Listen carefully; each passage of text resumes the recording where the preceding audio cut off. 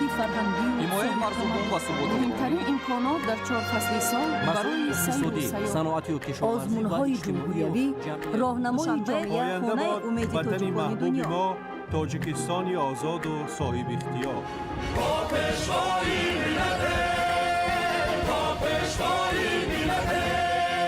دوست باشید، اتفاق باشید، شکرانه همین دولت کنید، شکرانه همین سرزمین کنید، شکرانه کنید که چنین وطن عزیز و محبوب دارید.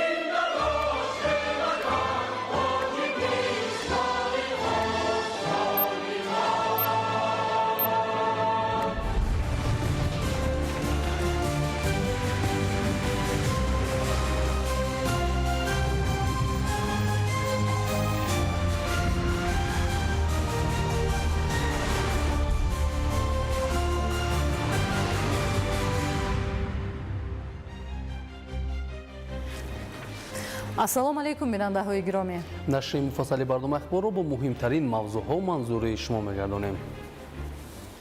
тағйирёбии иқлим ва мушкилоти ҷаҳонӣ марбут ба пиряхҳо ва об ҷомеаи ҷаҳониро ба ташвиш овардааст. бартараф намудани ин мушкилот зиёда аз 13 сола мешавад ки дар меҳвари сиёсати президенти ҷумҳурии тоҷикистон пешвои миллат муҳтарам Эмомалӣ Раҳмон қарор дорад ва дар ин самт тоҷикистон ташаббускори 5 иқдоми сатҳи ҷаҳонист. кураи замин яке аз мавҷҳои шадиди гармиро дар солҳои охир аз сар мегузаронад. тағйирёбии иқлим ва гармшавии глобалӣ боиси обшавӣ бо сурати пиряхҳо гардида ба яке аз мушкилоти ҷиддии аср табдил ёфтааст. тибқи арзёбии мутахассисон дар баъзе минтақаҳои ҷаҳон танҳо дар давраҳои солҳои 2010-2020 ҳаҷми пиряхҳо то 25% коҳиш ёфтааст. ин раванд на танҳо ба муҳити зист, балки ба иқтисодиёт, амнияти озуқаворӣ ва ҳаёти миллионҳо нафар таъсири мустақим мерасонад. ҷумҳурии тоҷикистон низ ҳамчун кишвари дорои захираҳои бузурги об аз ин раванд бетаъсир нест. ҳолати кунунии пиряхҳо айни замон бисёр ташвишовар аст.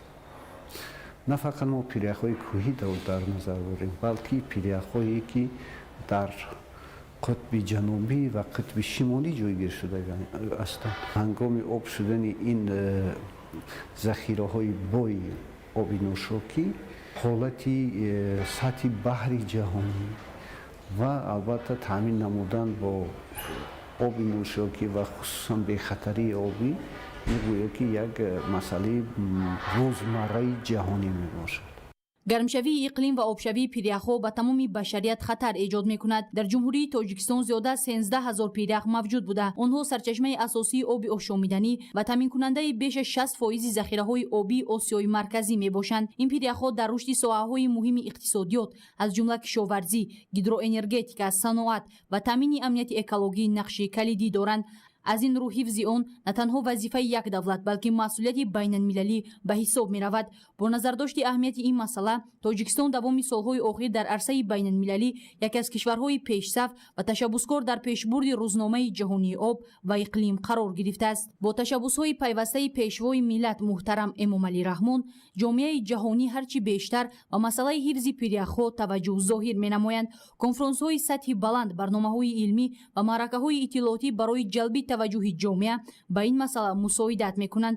ташаббусҳои президенти ҷумҳурии тоҷикистон, пешвои миллат муҳтарам Эмомалӣ Раҳмон дар самти ҳифзи пиряхҳо аз ҷониби Созмони Милали Муттаҳид ва дигар созмонҳои байналмилалӣ ҳамаҷониба дастгирӣ ёфтанд. қабули қатномаи махсуси Маҷмӯи умумии Созмони Милали Муттаҳид оид ба эълони соли байналмилалии ҳифзи пиряхҳо соли 2025, инчунин таъсиси рӯзи ҷаҳонии пиряхҳо далели эътирофи нақши Тоҷикистон дар ҳалли ин мушкилоти глобалӣ мебошад.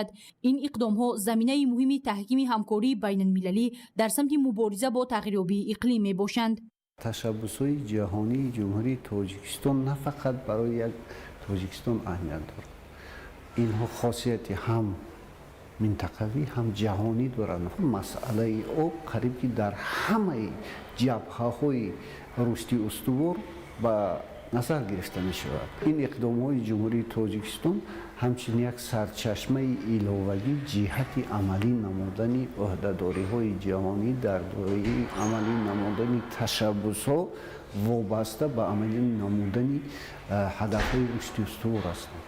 ҳар як шаҳрванд метавонад бо истифодаи сарфакоронаи нерӯи барқ ва об, коҳиш додани партовҳо, ҳифзи табиат, зиёд намудани майдонҳои сабз ва баланд бардоштани маърифати экологӣ дар пешгирии тағйирёбии иқлим саҳм гузорад, зеро ҳар амали некимо имрӯз метавонад барои ҳифзи захираҳои обӣ ва таъмини зиндагии наслҳои оянда заминаи устувор гузорад. ҳифзи пиряхҳо ҳифзи ҳаёт аст. аз ин рӯ ҳифзи пиряхҳо бояд ба фарҳанги зиндагии ҳар як инсон табдил ёбад, зеро танҳо бо ҳамбастагӣ ва масъулияти муштарак метавонем ин мероси бебаҳои табиатро барои наслҳои оянда нигоҳ дорем. дар ноҳияи Мир Саид Али Ҳамадонӣ низ бо амалисозии ҳадафҳои созанда шароити роҳҳои мошингард ба талаботи замони муосир мутобиқ гардонида мешавад. давоми 5 соли охир дар ҳудуди ноҳия наздики 70 километр роҳҳои аҳамияти ҷумҳуриявию маҳаллӣ дошта мунфарш гардида, корҳо дар ин самт ҷараён дорад. идомаи мавзӯъ дар гузориши ҳамкоронамон. дар ноҳияи Мир Саид Али Ҳамадонӣ корҳои созандагию ободонӣ ба ифтихори 35-солагии истиқлоли давлатии ҷумҳурии Тоҷикистон бо маром идома доранд. дар ин замина ба рушди инфраструктури деҳот, ба хусус бунёду таҷдиди роҳҳои мошингарди маҳаллӣ низ таваҷҷӯҳи хоса зоҳир мегардад. бо ибтикори мақомоти иҷроияи ҳокимияти давлатии ноҳия ва саҳмгузории сокинону соҳибкорон дар марказ ва ҷамоатҳои деҳоти дурдаст корҳои таъмиру навсозии роҳҳо вусъати тоза гирифтаанд. давоми 5 соли охир дар ноҳия бо амалисозии ҳадафҳои созанда ва ривоҷ додани тадбирҳои ободонӣ то дурдасттарин деҳоти ноҳия симои идона гирифта, шароити беҳтари кору зиндагӣ барои сокинон фароҳам гардидааст.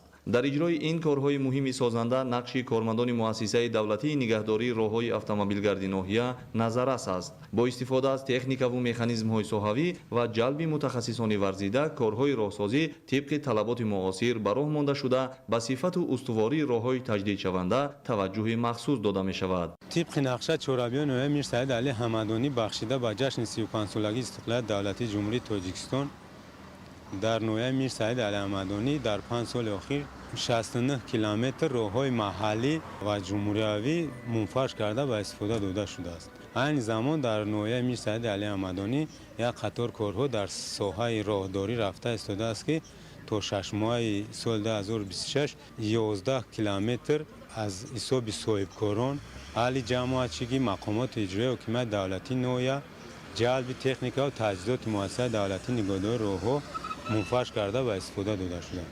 корҳои роҳсозӣ дар ноҳия бо маром идома дорад. мо ният дорем ки ҷашни истиқлолиятро бо дастовардҳои назаррас пешвоз гирем. ҷараёни бо суръати корҳои роҳсозӣ ва саҳмгузории сокинону соҳибкорон дар баробари niҳодҳои масъул пеш аз ҳама бозгӯи ҳамдиливу муттаҳидии мардум ва ифодагари ҳисси баланди ватандӯстиву масъулияти шаҳрвандӣ мебошад.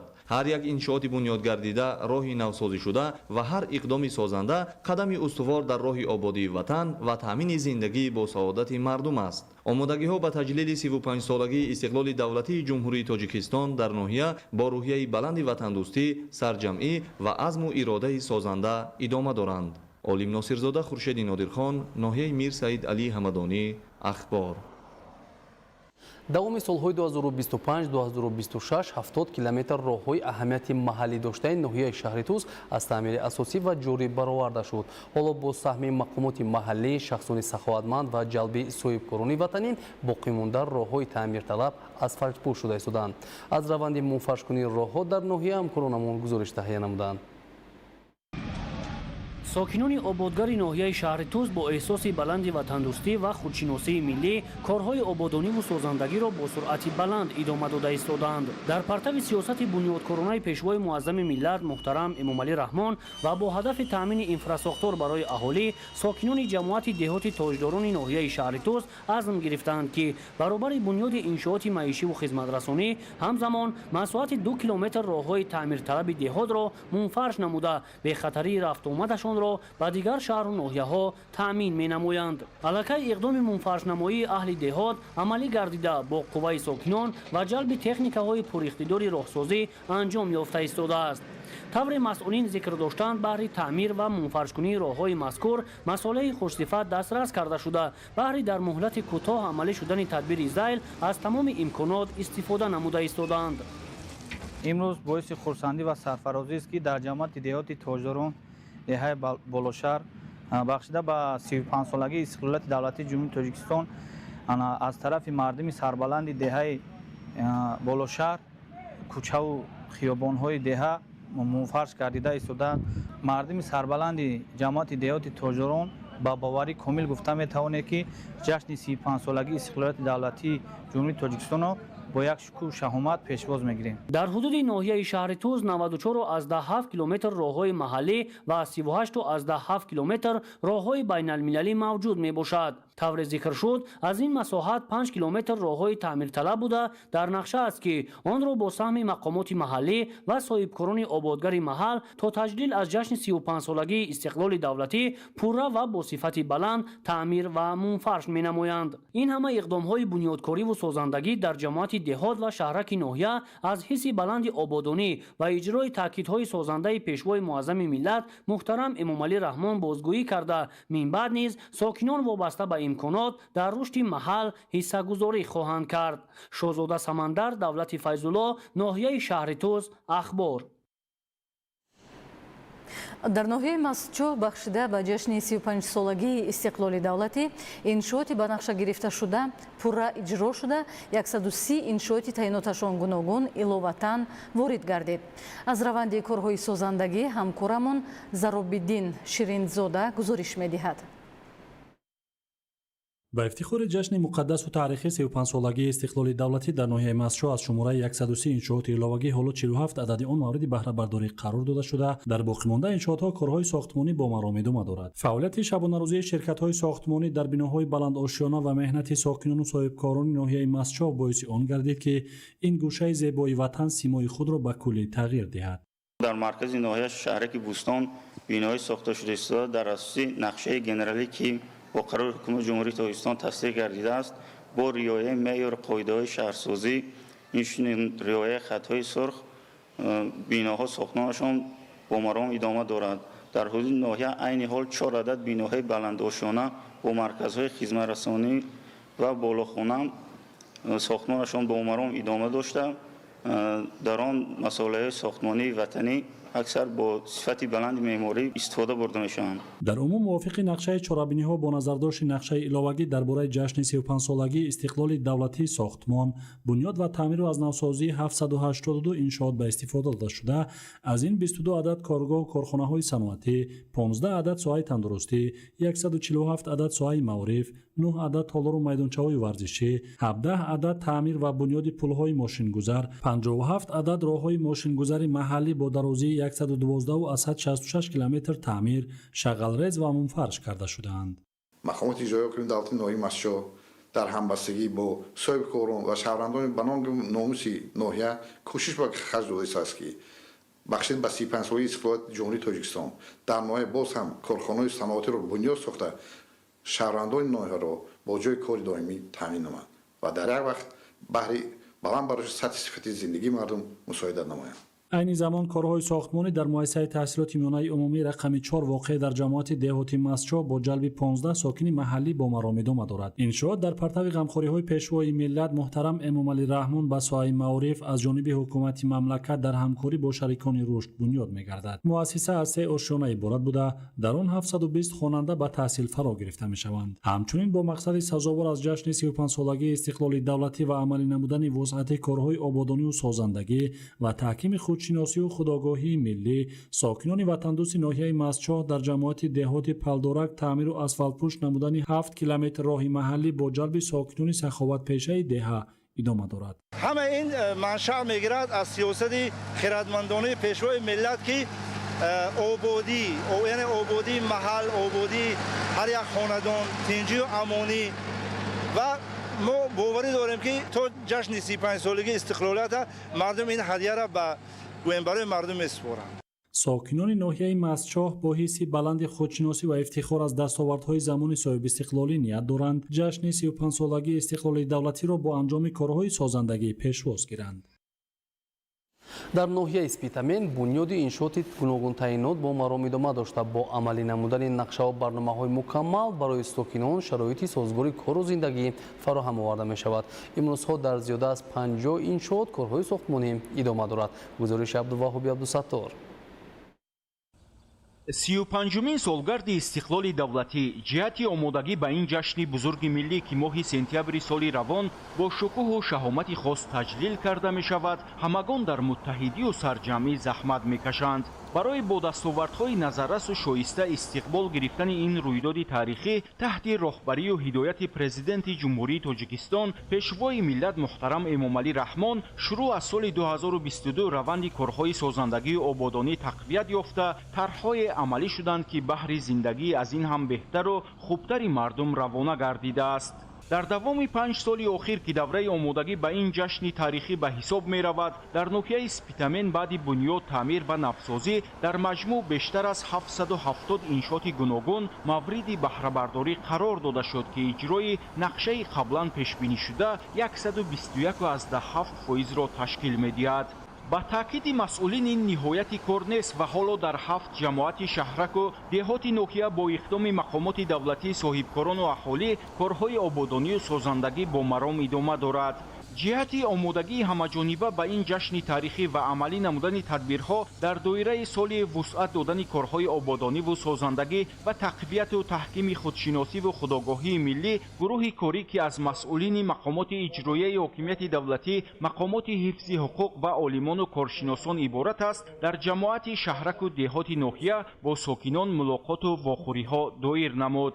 зимни мулоқоту вохӯриҳо бо сокинони деҳоти Сарбанд, Истиқлол, Хуррамзамин, Тағояк ва Куруш иштирокдорон бо ёдоварӣ аз дастоварду комёбиҳо иброз доштанд ки хурду бузург бояд аҳамият ва зарурати ҳифзи истиқлоли давлатӣ ва таҳкими пояҳои давлатдории миллиро амиқан дарк намуда, дар рушду пешрафти минбаъдаи Тоҷикистони соҳибихтиёр муттаҳиду сарҷамъ бошанд.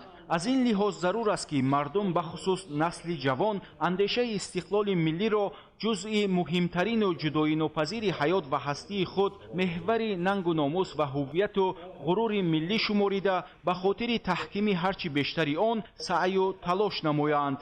гуфта шуд ки таъмин будани амнияти ҷомеа, суботи сиёсӣ, сулҳу ваҳдат ва волояти қонун кафолати рушди устувори иқтисодиву иҷтимоӣ ва баланд гардидани сатҳу сифати зиндагии мардуми кишвар мебошад.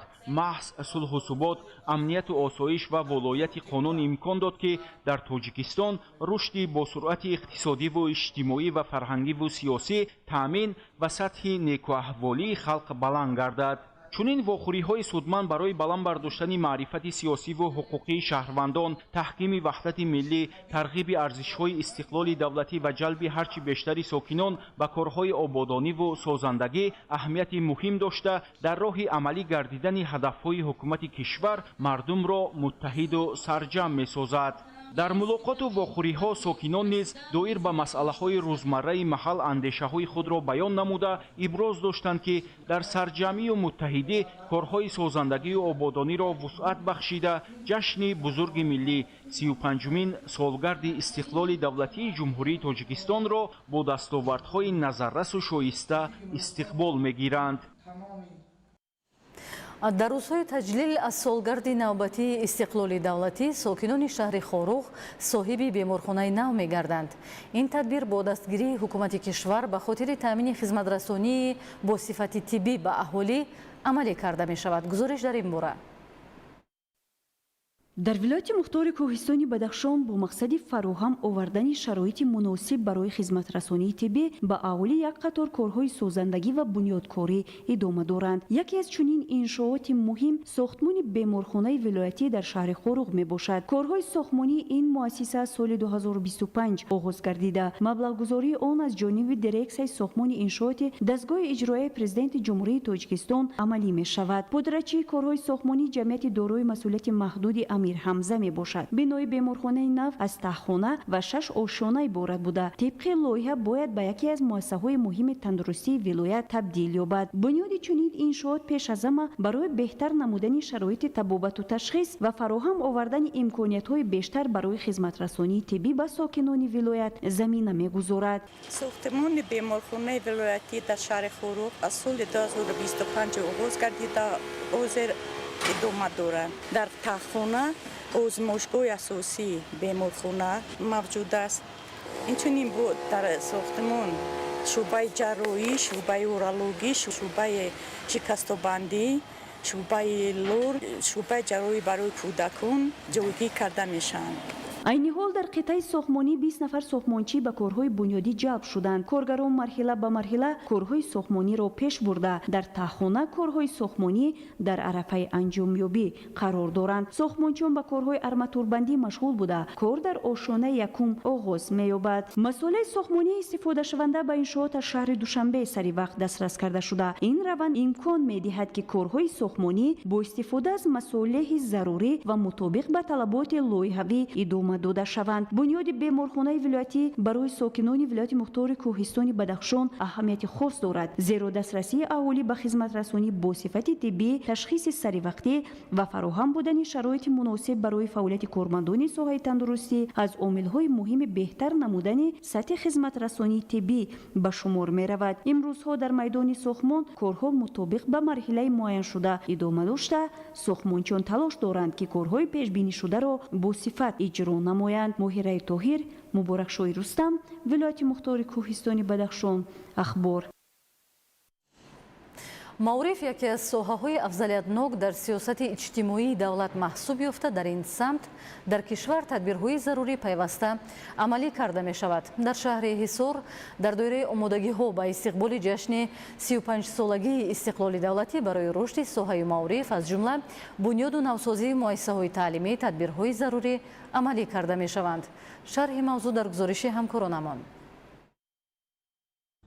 имрӯз шаҳри ҳисор бо суръати баланд рушд намуда шумораи аҳолӣ ва талабот ба хизматрасониҳои соҳаи маориф сол то сол меафзояд. бо назардошти ин мақомоти иҷроияи ҳокимияти давлатии шаҳр дар ҳамкорӣ бо вазорати маориф ва илм, соҳибкорони ватанӣ ва шарикони рушд барои беҳтар намудани шароити таълиму тарбия тадбирҳои муассирро роҳандозӣ менамояд. дар доираи нақшаи чорабиниҳо бахшида ба 35-солагии истиқлоли давлатӣ дар шаҳри ҳисор сохтмони як қатор муассисаҳои нави таҳсилоти миёнаи умумӣ, кӯдакистонҳо, синфхонаҳои иловагӣ, толорҳои варзишӣ ва майдончаҳои бозию варзишӣ пешбинӣ ва амалӣ гардидааст. тибқи иттилоъ дар назди 50 муассисаи таълимӣ 305 синфхонаи иловагӣ сохта ба истифода дода шудааст. айни ҳол бошад дар назди 35 муассисаи таълимӣ сохтмони 364 синфхонаи иловагӣ идома дошта то ҷашни 35-солагии истиқлоли давлатӣ ба анҷом мерасад. айни ҳол 4 муассисаи таҳсилоти миёнаи умумии нав ва 4 муассисаи таҳсилоти то мактабӣ сохта ба истифода дода шуд. мо аҳли маориф тасмим гирифтаем ки то ҷашни истиқлоли давлатии ҷумҳурии Тоҷикистон 364 синфхонаое ки сохтмони онҳо дар ҳолати анҷомёбӣ қарор дорад, сохта ба истифода диҳем. ҷалби соҳибкорони ватандӯст ва шахсони саховатманд ба бунёду аз навсозии муассисаҳои таълимӣ намунаи равшани ҳамбастагии давлат ва ҷомеа мебошад. ин иқдомҳо барои муҳайё намудани муҳити мусоиди таълим, тарбияи ҷавонони соҳибмаърифат ва омода намудани мутахассисони оянда нақши муҳим доранд. бо дастгирии мақомоти иҷроияи ҳокимияти давлатии шаҳри ҳисор ва шахсони саховатпеша дар деҳаи мавлонҷари болои ҷамоати деҳоти Навобод бунёди муассисаи нави замонавӣ оғоз гардида буд. имрӯз дар марҳалаи ҷамъбасти ошёнаи сеюм қарор дорем ва барои бартараф намудани камбудии ҷои нишаст ки солҳои пешин танқисӣ мекашидем дар арафаи ҷашни 35-солагии истиқлоли давлатии ҷумҳурии Тоҷикистон ба истифода хоҳем дод. дар маҷмӯъ корҳои созандагию ободонӣ дар доираи 35-солагии истиқлоли давлатии ҷумҳурии Тоҷикистон дар шаҳри Ҳисор рушди босуботи соҳаи маорифро таъмин намуда барои баланд бардоштани сатҳи саводнокӣ, тарбияи ватандӯстии ҷавонон ва таҳкими нерӯи зеҳнии ҷомеа заминаи устувор мегузоранд. ин тадбирҳо бозгӯи сиёсати маорифпарваронаи давлат буда барои таъмини ояндаи дурахшони насли наврас ва рушди устувори шаҳри Ҳисор аҳамияти бузург доранд. дар ноҳияи рашт аз 404 иншооти ҷашнӣ то ҳамин давра 340 иншоот мавриди баҳрабардорӣ қарор гирифта. дар 64 иншооти боқимонда корҳои сохтмонӣ ҷараён дорад. аз раванди корҳои созандагӣ ҳамкорони мо гузориш медиҳанд. раванди корҳои созандагӣ ба истиқболи ҷашни 35-солагии истиқлоли давлатӣ аз рӯи нақша чорабиниҳои мақомоти иҷроияи ҳокимияти давлатии ноҳияи рашт ҷараён дошта то ҳамин давра бо анҷоми корҳои сохтмонӣ даҳо иншооти хоҷагии халқ ба истифода дода шуд.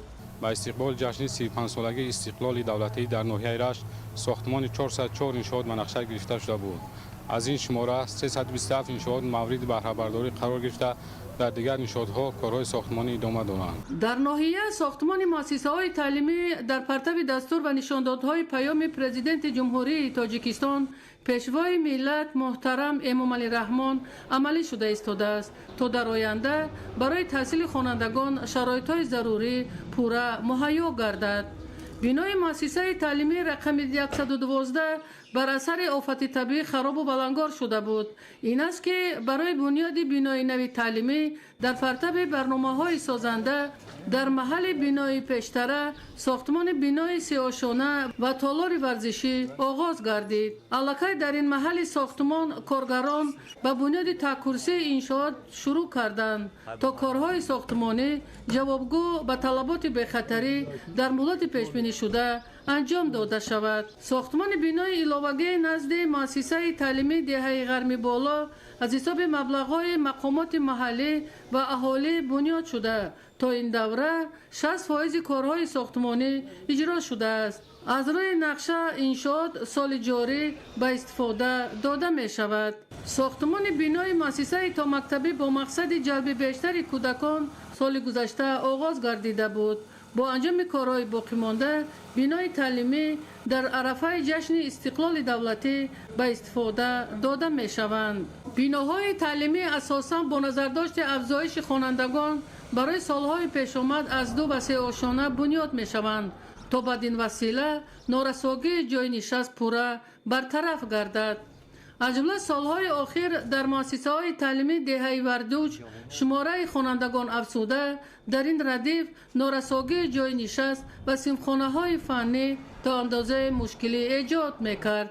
این است که جهت رفع مشکلات جای داشته در شفت بینای تعلیمی ساختمان بینای نو آغاز گردیده کارهای ساختمانی از روی نقشه جریان دارد. همین طریق سال جاری کارهای ساختمانی در 12 انشاءات تعلیمی جریان داشته در مجموع دوام 5 سال در ساحه معارف 67 انشاءات برای قریب 18,000 جای نشست مهیا می گردد. ایدیگولی محمود دادرجان میرزازاده برای برنامه اخبار از ناحیه رشت. ساکنان کشور با استفاده عاقلانه هر قطعه زمینی کورم سهم خود را در تامین بازار استعمالی با محصولات تر و تازه کشاورزی می‌گذارند. عملی سازی این تدبیر در تامین امنیت عضوخواری و بهتر شدن سطح زندگی مردم زمینه می‌گذارد. شرح بیشتر در تهیه همکارانمان. طبق پیشگویی تشکیلات عضوخواری و کشاورزی سازمان ملل متحد سالهای اخیر بنابر تغییریابی اقلیم، خشکسالی و تاثیر آن بر ساحه کشاورزی، تامین اهالی با مواد غذایی بازهموزن‌تر شده، استحصال غلطانه در جهان نسبت به سالهای قبلی کم می‌گردد. از این حساب شماره آدمانی که به خطر گرسنگی دچار می‌شوند می‌افزاید. با درک این مسئله در زمینه خرد ازلی و دوراندیشی پیشروی ملت، پرزیدنت جمهوری تاجیکستان محترم امامعلی رحمان دویما تاکید می‌نمایند که در شرایط امروزه تمام کشاورزان و هر یک اویله باید با استفاده عاقلانه و ثمرناک زمین از جمله زمین‌های نزدیکاولگی در زمین‌های آبی حتما به راه ماندن کشت تکراری که منفعت و ثمرناکی این عمل سالهای اخیر در فراوانی بازار استعمالی روشن دیده می‌شود دقت اولین درجه دهند. گذشت وقتی نه آنقدر زیاد اندیشه را در بابت آنکه اقدام مذکور مهم و سریع و خیلی دوراندیشانه است تقویت بخشید. پیشوای معظم ملت برای ثمرناک استفاده بردن زمین گرفتن دوسیه وسیل پیوسته تاکید می‌نمایند که نه وابسته از آنه که امروز وابسته به تغییریابی اقلیم وابسته به وضع جهانی یعنی که در تمام کشورهای دنیا یعنی محصولات غذایی بالا می رود فارغ بال نباشیم یعنی برای ذخیره نمودن محصولات غذایی برای ثمرناک استفاده بردن زمین‌های کارم یعنی همیشه توجه ظاهر نماییم. هر یک کشاورز و هر یک اویله را ضرور است که با مسئله استفاده ثمرناک و عاقلانه زمین از جمله زمین‌های نزد حولگی و پرزیدنتی گرفتن 3-4 حاصل و ذخیره محصولات عضوقه بسیار جدی مناسبت نمایند. کار را در این سمت طوری به راه باید ماند که مردم در فصل زمستان با کمبودی و تنقیصی روبرو نشوند و محتاجی نکشند. мояи хушнудист ки дар асоси дастуру раҳнамоии пешвои миллат президенти ҷумҳурии тоҷикистон муҳтарам эмомалӣ раҳмон шаҳрвандон қидаи замини назди-ҳавлигиро самаранок ва оқилона истифода намуда аз он дар як сол 3-4 маротиба ҳосил мегиранд ки барои таъмини амнияти озуқавории мамлакат нақши муҳим дорад. замини назди-ҳавлигиро самаранок истифода барем 3-4 ҳосили зироатҳои гуногунро гирем. албатта мана вая даромаднокии ҳар як зироат на кам аз 20-25 то 30% аст ва ман фикр мекунам ки он маблағ он меҳнате ки дар ҳамон замин сарф мекунад дучанд ба ҳамин соҳибмулк бармегардад. агар кишти аввал хароҷотҳои истеҳсолиро пӯшонад, кишти дуюму сеюму дигараш вай метавонад ки ба ҳамин гем шаҳрванд даромади хуб диҳад.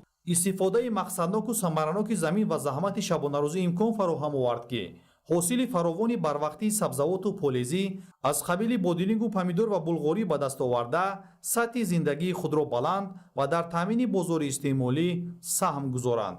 имрӯз агар ҳар як нафар ба худ мақсад гузошта заминҳои назди-ҳавлигии худро бекор нагузораду истифодаи пурсамари онро таъмин кунад, манфиати дучанд ба даст меорад. бо ин амал метавонад даромади иқтисодии оилаи худро беҳтар намуда дар таъмини амнияти озуқавории кишвар саҳмгузор бошад. риояи ҳамаҷонибаи талаботи технологияи захираи хӯрок ва таъмини сифатнокиву ғизонокии он маҳсулноки чорворо таъмин месозад. шарҳи мавзӯъ дар гузориши навбатӣ.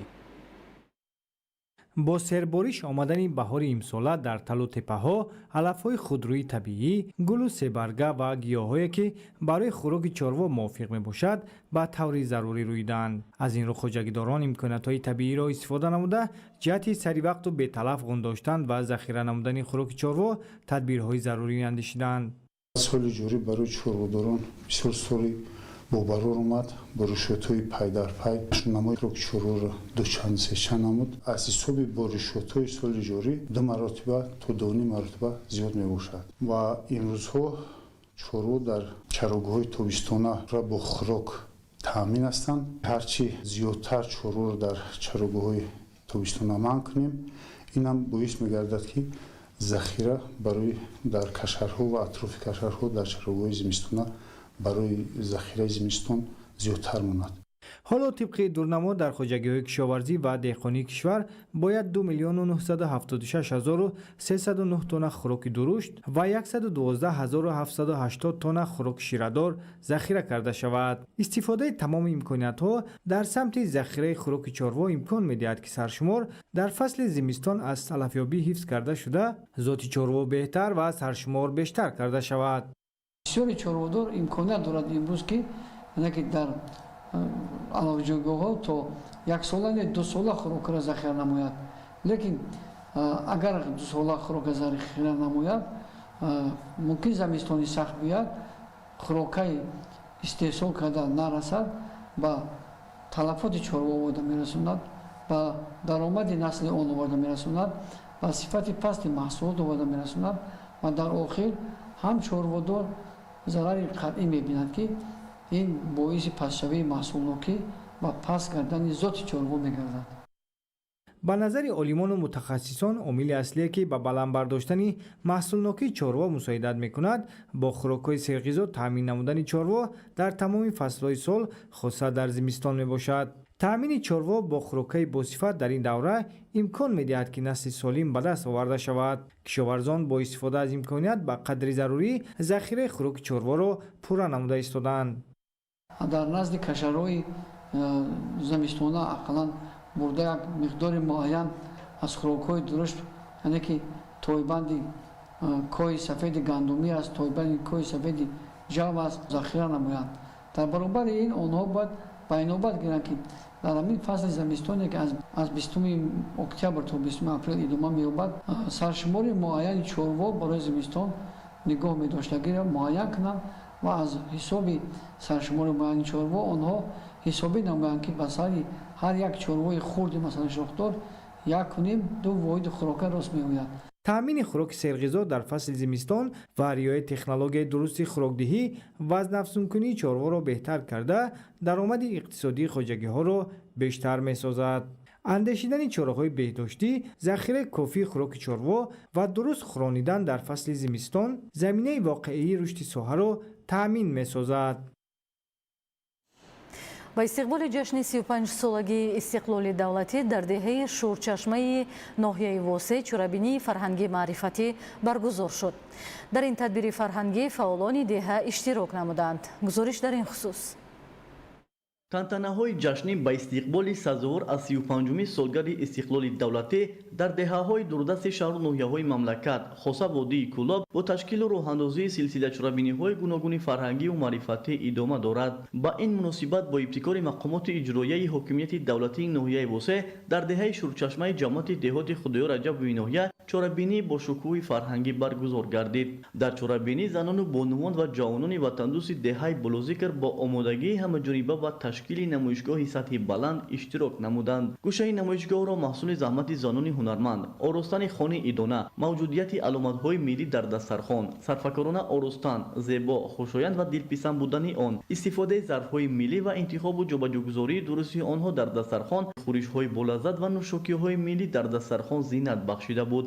Маҳсулоти тару тозаи кишоварзӣ ки аз номгӯи дигари маҳсулоти ба намоиш гузошташуда маҳсуб меёфт, бешак аз фаровонии маводи озуқа дар ин деҳоти дурдастро бозгӯӣ менамояд. Дар тадбири доир гардида сокинон инчунин хӯрокҳои миллӣ омода намуда иброз доштанд, ки таи солҳои соҳиби истиқлолӣ дар ин рӯсто ба эҳё ва рушди ҳунарҳои миллии мардумӣ, бахусус хӯрокҳои миллӣ таваҷҷӯҳи бештар зоҳир мегардад. Дар ҷамъомади тантанавӣ намояндаи мақомоти иҷроияи ҳокимияти давлатӣ бо изҳори таҳният бахшида ба 35-солагии истиқлоли давлатӣ афзуд, ки истиқлоли миллӣ рамзи соҳибдавлатӣ ва ватандории миллати сарбаланду мутамаддини тоҷик мебошад. Пешрафту шукуфоии рӯзафзуни деҳаи шурчашмаи ноҳияи восеъ низ самараи пойдории истиқлоли давлатӣ ва натиҷаи азму талош ва ҳидоятҳои раҳнамусози бевоситаи пешвои миллат президенти ҷумҳурии Тоҷикистон муҳтарам Эмомалӣ Раҳмон арзёбӣ гардид. Бо дар назардошти хизматҳои шоиста, саҳмгузорӣ дар татбиқи сиёсати созандаву бунёдкоронаи давлату ҳукумати мамлакат ва иштироки фаъол дар ҳама гуна чорабиниҳои сиёсию фарҳангӣ ба як зумра фаъолон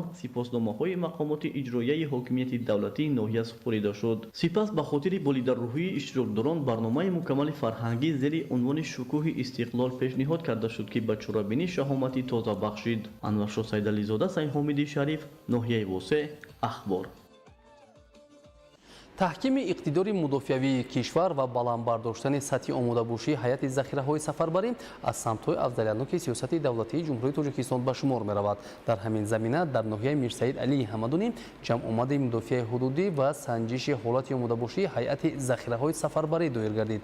Гузориш дар ин хусус.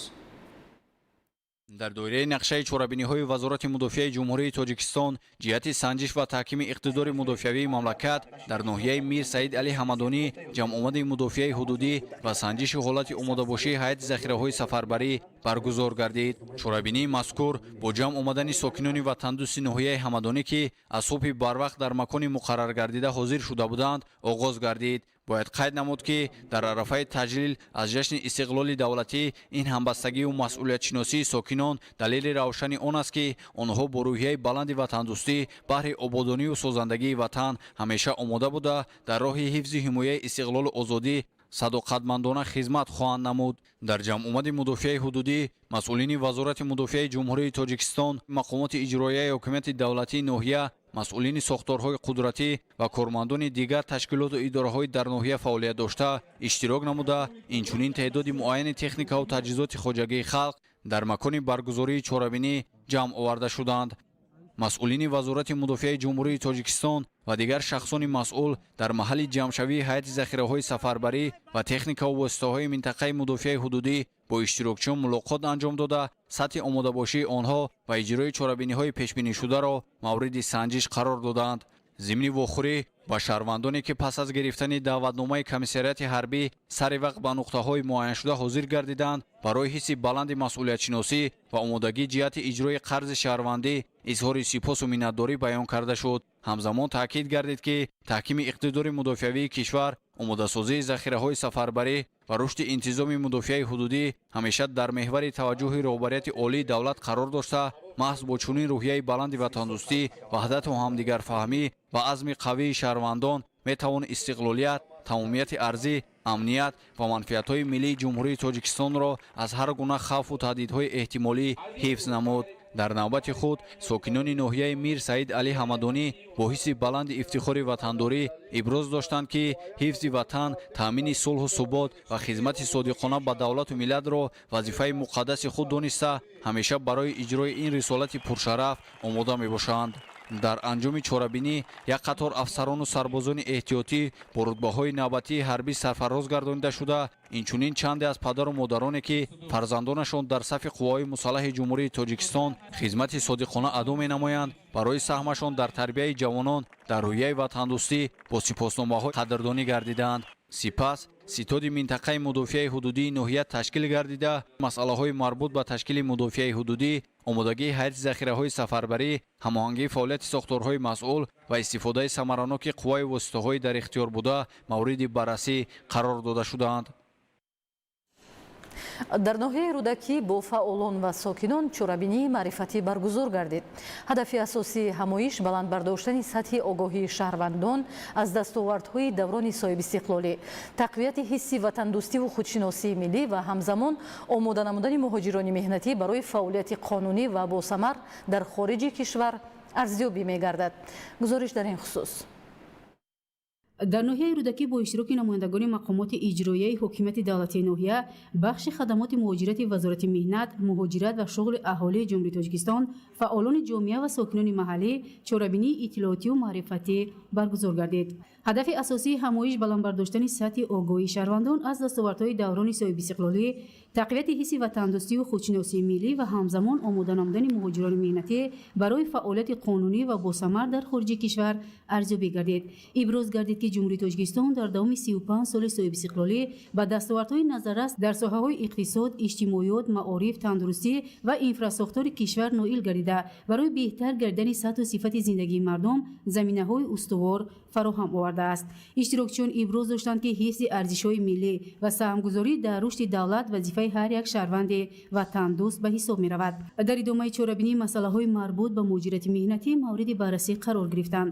намояндагони бахши хадамоти муҳоҷират ва иштирокдорон вобаста ба талаботи бозори меҳнати хориҷӣ, тартиби сафар, риояи қонунгузории давлатҳои қабулкунанда ва ҳифзи ҳуқуқу манфиатҳои шаҳрвандон маълумоти муфассал пешниҳод намуданд. дар ин замина иштирокдорон барои омӯзиши касбҳои серталаб ва истифода аз имкониятҳои мавҷудаи таълимӣ ҳидоят карда шуданд. зикр гардид ки чунин вохӯрию мулоқотҳо ба баланд гардидани маърифати ҳуқуқии шаҳрвандон, омодагии беҳтар ба муҳоҷирати меҳнатӣ ва истифодаи самараноки имкониятҳои рушди шахсӣ мусоидат намуда барои таъмини зиндагии шоиста ва саҳмгузорӣ дар пешрафти кишвар нақши муҳим доранд. дар фарҷами чорабинӣ ба як қатор фаъолон, собиқадорон ва шаҳрвандоне ки дар корҳои ҷамъиятӣ саҳми назаррас гузоштаанд, ифтихорнома ва сипосномаҳо тақдим гардид. дар Австралия бори аввал марги оммавии паррандагони ваҳшӣ аз сабаби зукоми парранда ба қайд гирифта шуд. шарҳи хабарҳо аз хориҷи кишвар. боронҳои шадид дар минтақаҳои марказӣ ва ҷанубии Чили боиси обхезиҳои густурда шуданд. ба иттилои хадамоти миллии пешгирии офатҳои табиӣ, дар натиҷаи офат 2 нафар ҳалок шуда, ҳазорҳо сокин маҷбур шуданд манзилҳои худро тарк кунанд. ҳамчунин зиёда аз 6000 нафар дар минтақаҳои зарардида дар муҳосираи об монданд. бар асари обхезӣ 25 хона пурра вайрон шуда, беш аз 600 манзили дигар осеби ҷиддӣ дидааст. айни ҳол дар минтақаҳои зарардида амалиёти наҷот идома дорад. сокинон бо қайиқҳо ба ҷойҳои бехатар интиқол дода мешаванд. оташнишонон обро аз хона берун мекашанд ва хадамоти роҳдорӣ ва тозакунии кӯчаҳо машғуланд. дар чин роботҳои муҷаҳҳаз бо зеҳни сунъӣ аллакай дар гузоштани имплантҳои дандон кӯмак мекунанд. робот имплантатсияи дандонро танҳо дар 6 дақиқа мегузаронад. пеш аз ҷарроҳӣ система аксҳоро омӯхта масир мегузорад ва асбобро ба ҳадаф дақиқ мебарад. бо вуҷуди дақиқии кори он, ҳанӯз робот ба фаъолияти мустақил дастрасӣ надорад ва табибон ҳар як марҳилаи амалиётро назорат мебаранд. робот давомнокии ҷарроҳиро тақрибан 50% коҳиш медиҳад. ин ба беҳтар шудани натиҷаи ҷарроҳӣ ва барқароршавии зудтари бемор мусоидат мекунад. тибқи изҳороти созмони байналмилалии тандурустӣ, ҳар сол тақрибан 1.5 миллион нафар аз ғизои хатарнок мемиранд. микробҳо, вирусҳо, маҳсулоти кимиёвӣ ва коркарди нодурусти маҳсулот метавонанд ба бемориҳои вазъин оварда расонанд. Дар гурӯҳи махсуси хатар кӯдакони хурдсол қарор доранд ва гуфтаи коршиносон ин масъала ба тамоми кишварҳои ҷаҳон таъсир мерасонад. Шумори бештари ҳолатҳо дар Африқо ва Осиёи ҷанубу шарқӣ ба қайд гирифта шудаанд. ин минтақаҳо тақрибан 75% ҳамаи ҳолатҳо ва тақрибан 60% фавтҳоро ташкил медиҳанд. коршиносон таъкид мекунанд ки бисёр ҳолатҳоро пешгирӣ кардан мумкин аст. барои ин оби тоза, вазъи хуби санитарӣ, риояи стандартҳои нигоҳдорӣ ва коркарди маҳсулот ва дастрасӣ ба ёрии тиббӣ зарур аст. дар иёлоти муттаҳидаи америка нахустин ҳолатҳои фавт бар асари хуруҷи беморӣ сиклоспороз ба қайд гирифта шуданд. мақомоти иёлоти мичиган аз марги 2 нафар хабар доданд.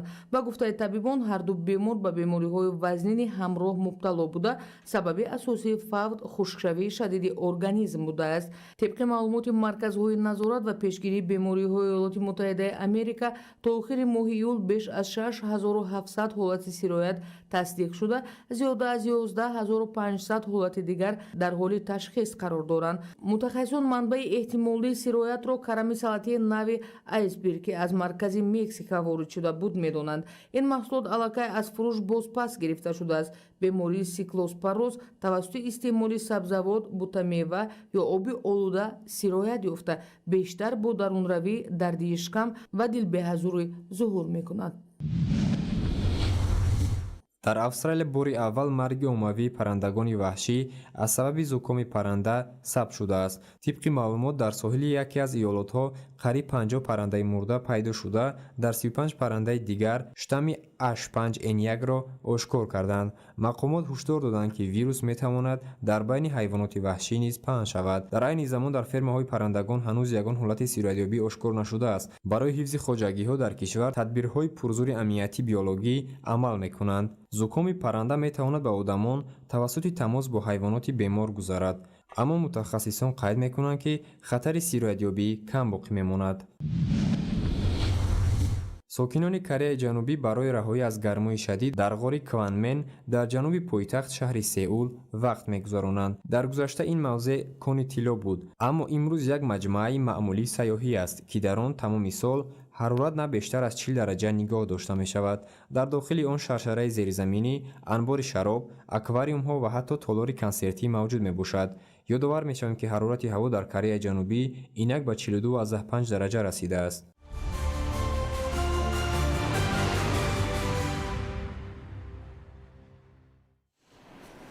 дар саҳифаи навбатӣ ҳамкоронамон шуморо бо рӯйдодҳои варзиш ошно месозанд. таваҷҷӯҳ намоед. дар майдони варзишии муассисаи таҳсилоти миёнаи умумии рақами 111 ноҳияи Сино мусобиқаи футбол таҳти номи дӯстӣ ва ҳамдилӣ дар замони истиқлол бо иштироки хатмкардагони солҳои гуногуни ин муассиса баргузор гардид. чорабинии варзишӣ бо ташаббуси собиқ хонандагони ин мактаб ба истиқболи 35-солагии истиқлолияти давлатии ҷумҳурии Тоҷикистон чорабинии варзишӣ бо ташаббуси собиқ хонандагони ин мактаб ба истиқболи 35-солагии истиқлолияти давлатии ҷумҳурии Тоҷикистон роҳандозӣ шуд. дар ин мусобиқа 28 дастаи футбол ширкат варзиданд. дастаҳо наздик ба 2 моҳ барои ба даст овардани ҷойҳои ифтихорӣ байни ҳам рақобат карданд. ҳар рӯз пас аз анҷоми соатҳои корӣ майдони варзишӣ ба макони ҷамъомади сокинон ва дӯстдорони футбол табдил ёфт. бозиҳо ба мухлисон рӯҳияи болида, фароғат ва шодию нишод мебахшиданд. пас аз баргузории 97 бозии пуршиддат вохӯрии 98 тақдири ғолиби мусобиқаро муайян кард. ба даври финалии дастаҳои 4-84 ва 4-89 роҳ ёфтанд. барои тамошои ин рақобати ҳалкунанда мухлисон ва ҳаводорони футбол ҳозир шуданд. дар натиҷаи бозии финалии дастаи 4-1984 ба рақиби худ 4-1989 ғалаба карда соҳиби ҷоми мусобиқа гардид. дар марсуми ҷамъбасти мусобиқа ба дастаи ғолиб ҷом, медал ва ифтихорнома ва тӯҳфаҳои хотиравӣ дар вазъияти тантанавӣ тақдим карда шуд. ба гуфтаи иштирокчиён муҳимтарин дастоварди ин мусобиқа на танҳо муайян шудани қаҳрамон, балки таҳкими дӯстӣ, ҳамдигарфаҳмӣ ва ваҳдати сокинон буд. онҳо таъкид доштанд ки дар ин мусобиқа пеш аз ҳама дӯстӣ пирӯз шуд. чорабинии варзишӣ бори дигар исбот сохт ки мардуми тоҷик ба футбол таваҷҷӯҳи хос доранд. бо ташаббуси ҷавонони варзишдӯст дар маҳаллаҳо чунин мусобиқаҳои дӯстона мунтазам баргузор мегарданд. дар арафаи ҷашни 35-солагии иқтисодиёти давлатии ҷумҳурии Тоҷикистон дар шаҳр ноҳияи вилоят зери шиёри 35 سالی استقلالیت، 35 سالی فتح 35 قله ورزش و 35 مسابقه ورزشی برگزار کرده می شود. در دوره همین چهاربینی‌های ورزشی در شهر خوجند مسابقه کشاد شناوری برگزار گردید. مسابقه که طول چند روز دوام کرد، ورزشگران در مسافت 50 ساعت، 200 400 800 و 1500 متر بین جوان دختران و جوان پسران در نمودهای کرول و براس صورت گرفته به یک جشن واقعی ورزش‌های تابستانه مخصوص شناوری تبدیل یافت. در مراسم پرشده‌شوی مسابقه گفته شد که این نمود مسابقه بخشیده به 35 سالگی استقلال دولتی جمهوری تاجیکستان با مقصد تشویق و ترغیب طرز حیات سالم و عمومیت ورزش شناوری جلب بیشتری کودکان و نورسان و جوانان راه اندازی گردید. من خوشحال هستم که برای ورزشگران چنین مسابقه تشکیل کرده شده است. من در این مسابقه در دو نمود برآمد کرده جای اول را گرفتم. این مسابقه برای ما имконият می‌دهد که به مسابقه بین‌الخلقی آماده шовем. 7 лет занимаюсь плаванием и несколько лет уже участвую на таких международных или закрытых соревнованиях. Мне очень нравится плавание. Такие соревнования поднимают наш опыт, и мы становимся более серьезными и более сильными. В дальнейшем мы постараемся участвовать в больших соревнованиях, чтобы стать сильнее и участвовать на олимпийских соревнованиях. هدف از برگزاری چنین چهاربینی‌های مذکور این پیش از همه تحکیم طرز حیات سالم، عمومی گردانی ورزش، مستحکم نمودن رابطه دوستی، دریافت نمودن چهره‌های نوی ورزشی و با این وسیله استقبال سزاوار جشن بزرگ ملی 35 سالگی استقلال دولتی جمهوری تاجیکستان به حساب می‌رود. با غالبان و جایزه‌داران مسابقه مدال افتخارنامه، جام و دیگر تحفه‌های خاطروی در فضای تنتنوی سپرده شد. بیننده های عزیز، این بود برنامه اطلاعاتی اخبار. تنسیحات خانه آباد باشید.